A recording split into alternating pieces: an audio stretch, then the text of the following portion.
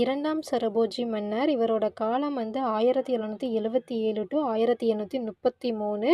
இவர் தஞ்சாவூரை ஆட்சி செய்த மராத்திய மன்னர்களுள் பெரும் புகழ் பெற்று திகழ்ந்தவர் தான் இரண்டாம் சரபோஜி.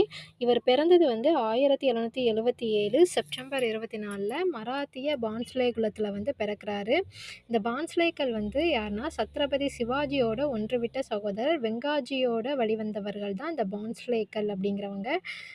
சரபோஜி அப்படிங்கிற சொல் செரிப் அப்படிங்கிற அரேபிய சொல்லோடு இந்திய மரியாதை சொல்லான ஜியும் சேர்ந்து சொல்லப்பட்டது தான் இந்த சரபோஜி அப்படிங்கிற சொல்லு.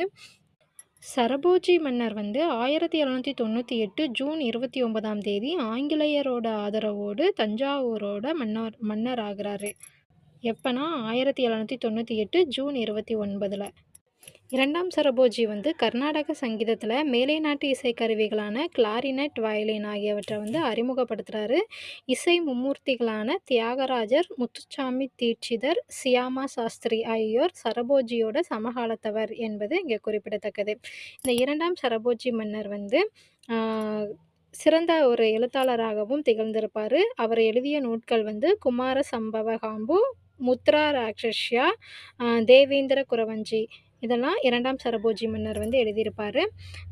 இந்த இரண்டாம் சரபோஜி மன்னர் தஞ்சை பெரிய கோவிலோட தென்மேற்கு சுவரில் பான்ஸ்லே பரம்பரை வரலாறு பற்றி பதிவு செஞ்சுருக்காரு. இந்த கல்வெட்டு தான் உலகிலேயே நீளமானதாக கருதப்படுகிறதுன்னு சொல்லியிருக்காங்க.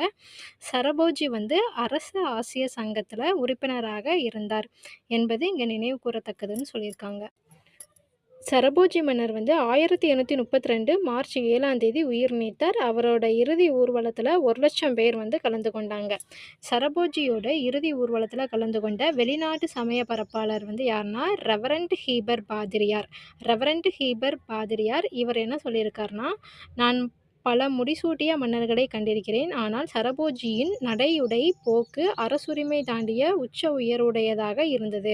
சரபோஜியை தமிழ்நாட்டின்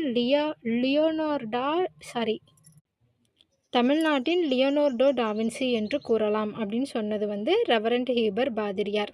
அடுத்ததாக வில் டூரண்ட் என்ன சொல்லியிருக்காருன்னா, சரபோஜி வியத்தகு காலத்தில் அற்புதங்களை நிகழ்த்தியவர்னு சொன்னவர் வில் டூரண்ட். நன்றி.